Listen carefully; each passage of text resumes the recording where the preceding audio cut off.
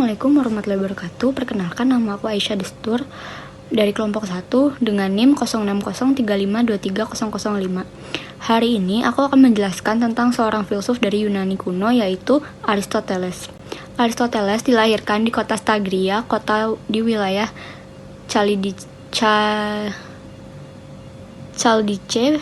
Thracia, Makedonia, tengah tahun 384 sebelum Masehi. Ayahnya yang bernama Nikomakus adalah seorang tabib pribadi Raja Amitas ketiga dari Makedonia. Ayahnya meninggal ketika Aristoteles berusia 15 tahun. Karena itu, ia kemudian diasuh oleh pamannya yang bernama Proxenus. Pada usia 17 tahun, Aristoteles pergi ke Athena belajar di Akademi Plato dan menjadi murid Plato.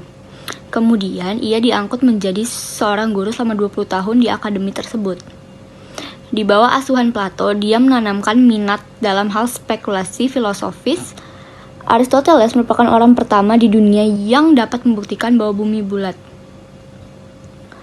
Pembuktiannya dilakukan dengan jalan melihat gerhana 10 jenis kata yang dikenal orang saat ini dengan kata benda, kata sifat, kata benda, dan sebagainya merupakan pembagian kata menurut pemikirannya.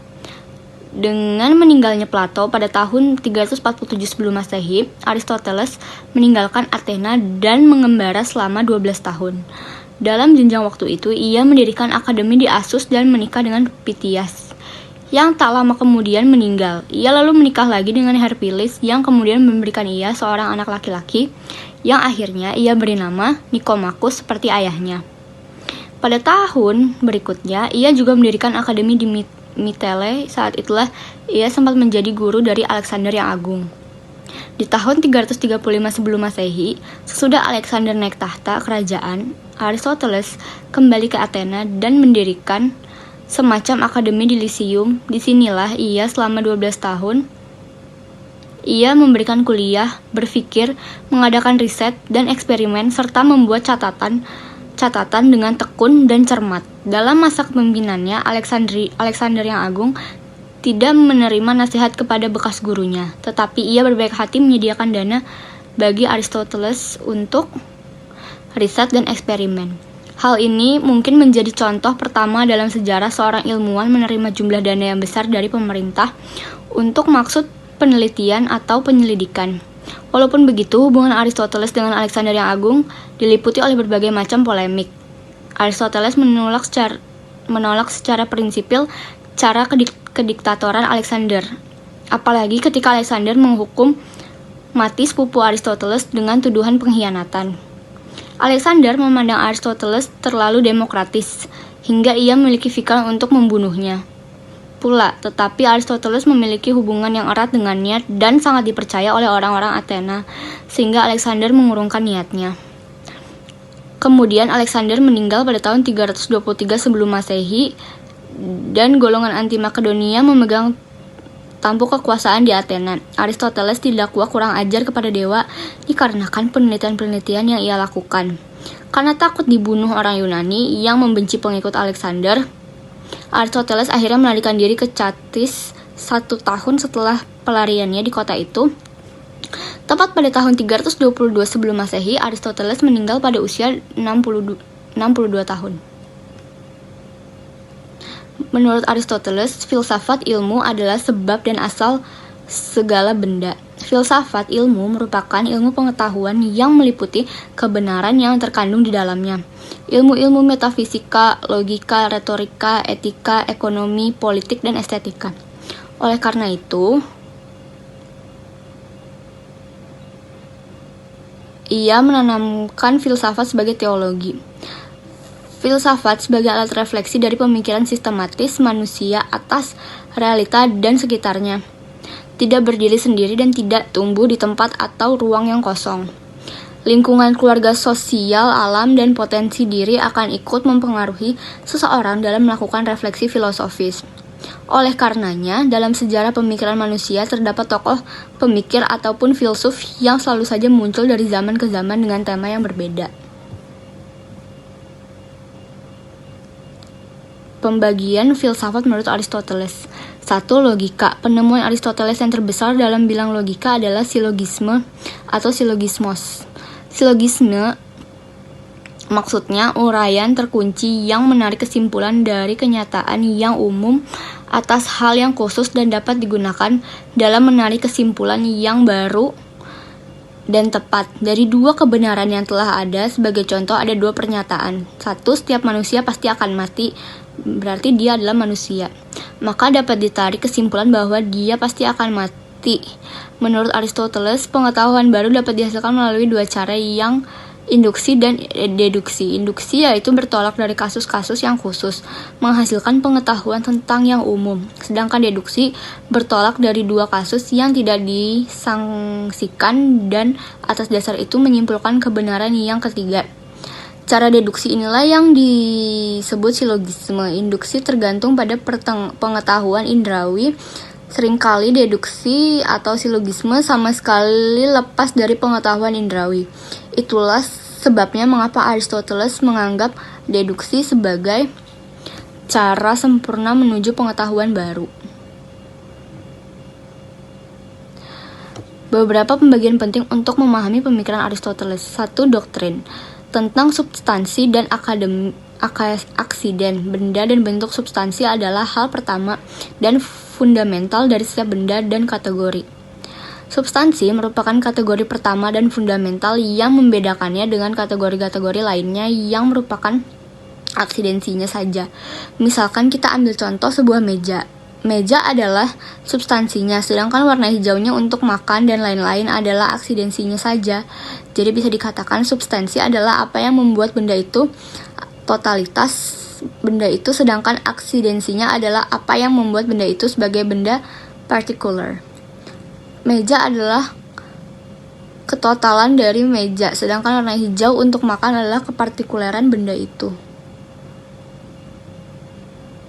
2 adalah konsep gerak. Konsep gerak termasuk konsep yang penting dalam pemikiran Aristoteles. Gerak ini juga menandakan perubahan dari potensi ke actual. Di sini, perubahan itu tidak menjadi hal yang penting. Apakah perubahan dari potensial ke actual itu adalah pertumbuhan, pembusukan, perubahan kualitas, jumlah, dan kuantitas, ataupun perubahan tempat. 3. Konsep gerak tentang elemen dan teori mixio. Selain soal gerak, hal penting lain dari Aristoteles yang menjadi pegangan dari pemikiran barat pada kurun waktu yang lama setelahnya adalah doktrin tentang 4 elemen yang berasal dari sistem pemikiran Empedoks dan bagaimana cara menemukan keempat elemen itu dalam prinsip-prinsip yang sangat mendalam. Keempat elemen ini mempunyai kualitas-kualitasnya tertentu pula, yakni kualitas sentuhan, aktif, harus berpasang-pasang dalam oposisinya. Aristoteles menunjukkan bahwa 8 pasangan yang punya kualitas haptik yang kontras satu sama lain, panas, dingin, kering, gerak natural, dan gerak yang dipaksa. Setiap gerakan dipergerakan oleh sesuatu lainnya. Ini merupakan aksioma yang mendasari fisika Aristotelian. Gerak sendiri merupakan suatu yang sangat menjadi perhatian Aristoteles. Misalnya dalam De Anima sendiri, Aristoteles sudah membicarakan soal gerak. Setiap benda yang bergerak selalu diakibatkan oleh penggerak yang lainnya, yang bisa juga sedang bergerak atau juga diam. B. Matematika, yaitu tentang barang yang menurut kuantitasnya. Aristoteles berprinsip bahwa ketidakhinggaan hanya ada dalam konsep saja. Pemikiran ini kemudian menjadi perdebatan pada generasi setelah beliau. Pemikiran Aristoteles yang terbesar dalam matematika adalah tentang logika dan analisis. Aristoteles berpendapat bahwa logika harus diuraikan pada semua bidang ilmu termasuk matematika. Analisis diperlukan untuk membangun aksoma-aksoma yang terdapat di dalam matematika. Dia menuliskan gagasan-gagasan tentang logika ini pada penemuan-penemuan Aristoteles. Adalah penemu teori logika simbolis atau logika formal yang juga mengemukakan mengenai fungsi peran fisik, manusia, dan etika. Pemikiran Aristoteles tentang manusia adalah fungsi peran utama manusia itu berpikir secara rasional, dan pemikiran rasional yang paling baik adalah pemikiran yang bijaksana. Untuk tujuan kebijaksanaan itulah esensi etika seperti Plato. Filsafat Aristoteles menjadi bahan kajian filsuf Timur Tengah dan Eropa. Karya-karya Aristoteles di bidang filsafat memengaruhi arah perkembangan peradaban hingga zaman Renaissance, sehingga akhirnya digantikan oleh fisika modern. Selanjutnya akan dibacakan oleh Alia Ramadina. Terima kasih. Wassalamualaikum warahmatullahi wabarakatuh. Assalamualaikum warahmatullahi wabarakatuh. Perkenalkan, nama saya Alia Ramadina dengan NIM 06035230011. Saya akan menjelaskan salah satu tokoh Yunani, yaitu Socrates. Socrates lahir dari seorang ayah bernama Sophronikos, sedangkan ibunya bernama Phaenaret. Pada tahun 470 sebelum Masehi di Athena, Yunani, ayahnya bekerja sebagai pemahat, sementara ibunya merupakan seorang bidan. Filsafat Socrates mengandung pertanyaan karena Socrates sendiri dikenal tidak pernah menuliskan buah pikirannya. Apa yang dikenal sebagai konsep Socrates pada landasannya, yaitu berasal dari catatan oleh Plato, Xenophon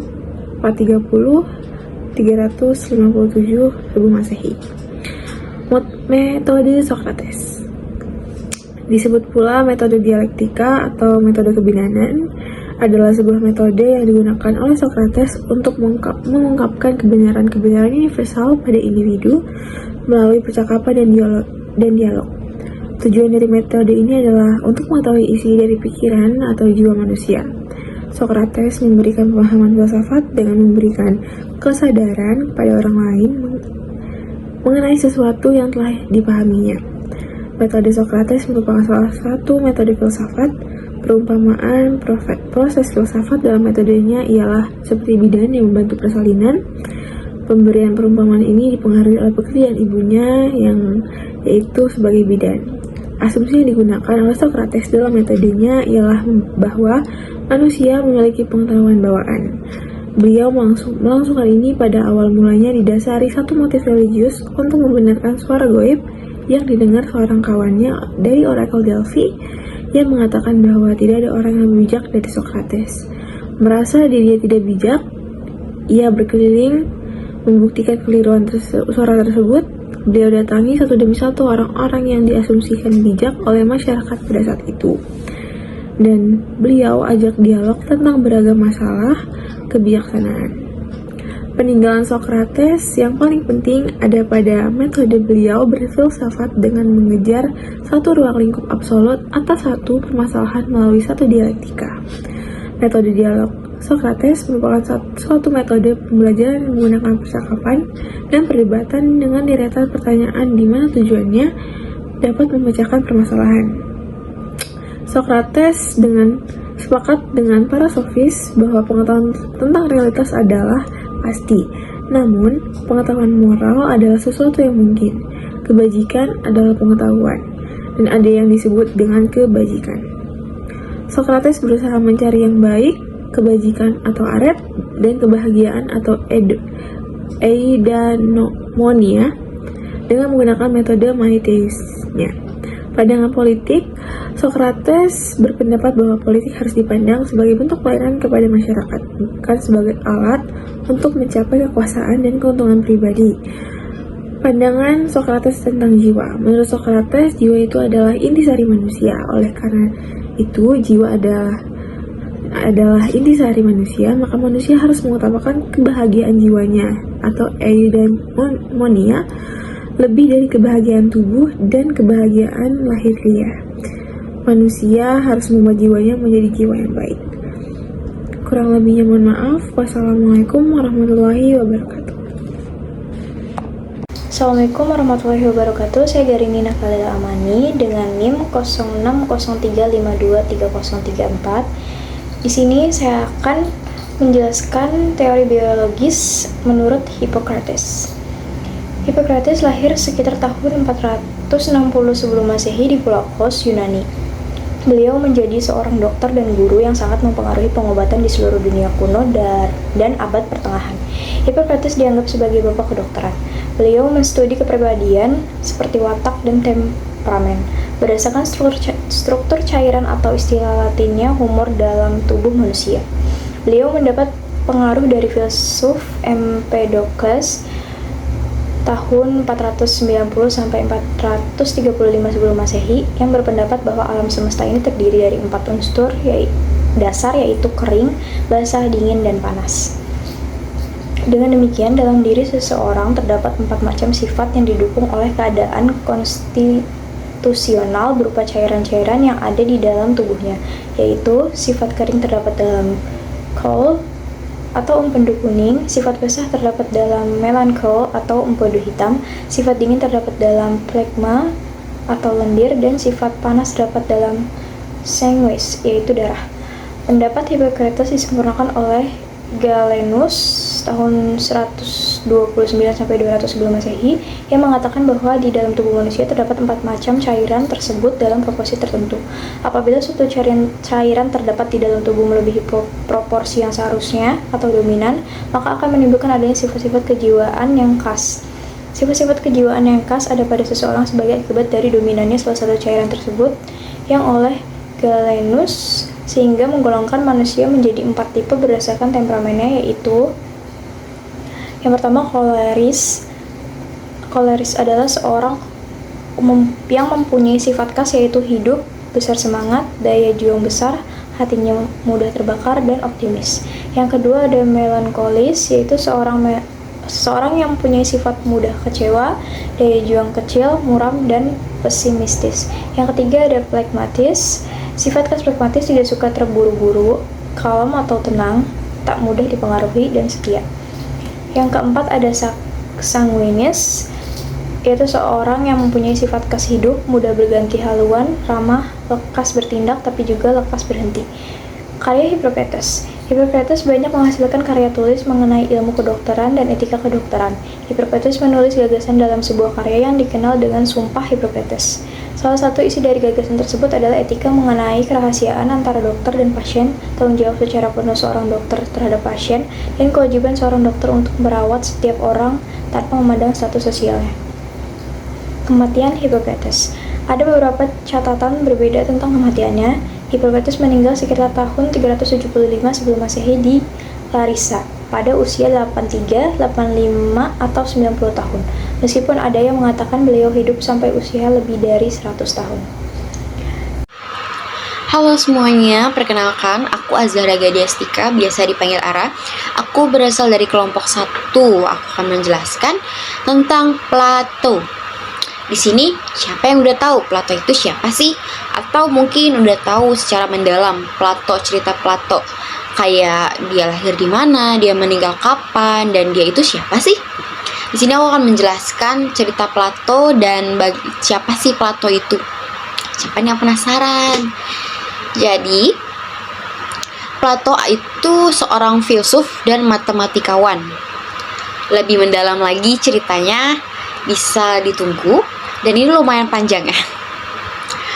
Plato dilahirkan di Athena pada tahun 427 sebelum Masehi dan meninggal di sana pada tahun 347 sebelum Masehi.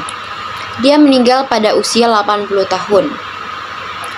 Ayahnya bernama Ariston of Athens dan ibunya bernama Peristyon. Ia berasal dari keluarga aristokrasi yang turun-temurun memegang politik penting dalam politik Athena. Ia pun bercita-cita sejak mudanya untuk menjadi orang bangsa seperti ayah dan ibunya. Tetapi perkembangan politik di masanya tidak memberi kesempatan padanya untuk mengikuti jalan hidup yang diinginkannya itu. Namanya bermula ialah Aristokles. Ciri-ciri Plato itu yang pertama bersifat sokranik, dan yang kedua berbentuk dialog. Pandangan Plato tentang ide, jiwa, dan dunia ide, dunia indrawi. Yang pertama itu konsep jiwa.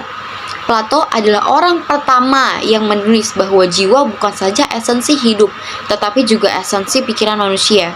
Yang kedua, dunia indrawi. Dunia indrawi adalah dunia nyata yang mencakup benda-benda jasmani konkret yang dapat dirasakan oleh panca indera kita. Yang ketiga, teori bentuk atau alam idea. Gagasan tentang alam idea merupakan salah satu sumbangsi Plato yang terpenting dalam dunia filsafat. Selanjutnya itu yang terakhir ada pandangan Plato tentang karya seni dan keindahan. Pandangan Plato tentang karya seni. Pandangan Plato tentang karya seni dipengaruhi oleh pandangannya tentang ide. Yang kedua itu pandangan Plato tentang keindahan. Pemahaman Plato tentang keindahan yang dipengaruhi pemahamannya tentang dunia indrawi yang terdapat dalam Philebus. Plato berpendapat bahwa keindahan yang sesungguhnya terletak pada dunia ide. Mungkin cukup penjelasan saya tentang Plato dan cerita Plato. Sekian, terima kasih. Assalamualaikum warahmatullahi wabarakatuh. Halo semua, perkenalkan nama saya Jariskia Putri dari program studi psikologi. Di materi kita hari ini, saya akan menjelaskan tentang tokoh seorang Thales, pandangan beliau terhadap naturalistik. Thales dari Miletos adalah seorang filsuf yang mengawali sejarah filsafat barat pada abad ke-6 sebelum Masehi. Sebelum Thales, pemikiran Yunani dikuasai cara berpikir mitologis dalam menjelaskan segala sesuatu. Pemikiran Thales dianggap sebagai kegiatan berfilsafat pertama dan disebut sebagai bapak filsafat karena mencoba menjelaskan dunia dan gejala-gejala di dalamnya tanpa bersandar pada mitos melainkan pada rasio manusia. Thales adalah pemikir pertama dalam sejarah filsafat barat yang mencoba baca gejala alam tanpa menghubungkan dengan kehendak para dewa. Yang satu digambarkan dengan simbol dewa yang berbentuk dan berperilaku seperti manusia atau anthropomorphic gods, misalnya petir dari kemarahan Zeus dan badai dari kemarahan Poseidon. Air sebagai elemen utama alam semesta. Selain itu, dia juga memperhatikan bahwa air ada di mana-mana, jatuh dari langit, di dalam tanah, di dalam tumbuhan. Dengan pengamatan seperti ini, tidak mengherankan jika Thales menyimpulkan bahwa air adalah lingkungan atau elemen utama alam semesta. Oleh karena itu, ia percaya bahwa air kemudian berubah menjadi tanah, udara, dan api, atau bumi, angin, dan api jika Anda suka. Ada dua hal yang membuat Thales dan kaum Sokrates lainnya unik dan membedakan mereka dari pendahulunya. Yang pertama adalah mereka mencari penjelasan yang naturalistik, dan yang kedua adalah mereka menggunakan argumen rasional untuk mengambil kesimpulan. Mencari pengetahuan tentang kosmos menjadi Thales seorang filsuf, dan menggunakan argumen rasional untuk mengambil kesimpulan menjadikannya seorang ilmuwan. Pada mulanya, filsafat dan ilmu pengetahuan pada hakikatnya itu sama. Air, ark alam semesta. Yang pertama, air adalah unsur dasar kehidupan dan unsur dasar dunia ini. Bumi ini sendiri berada di atas air. Sebagai orang pesisir, dia dapat melihat setiap hari betapa laut menjadi sumber hidup. Di Mesir, ia melihat nasib rakyat di sana bergantung kepada air, sungai Nil yang menyuburkan tanah di sepanjang alirannya. Jika tidak ada sungai Nil yang melimpah airnya, negeri Mesir menjadi padang pasir. Sebagai seorang saudagar pelayar, Thales melihat kedahsyatan air laut. Sewaktu-waktu air laut menggulung dan menghanyutkan, memusnahkan serta menghidupkan. Bibit dan buah kayu-kayuan yang ditumbangkannya itu dihanyutkan dan dihantarkan ke pantai tanah lain. Bibit dan buah tumbuh di sana kemudian menjadi tanaman hidup.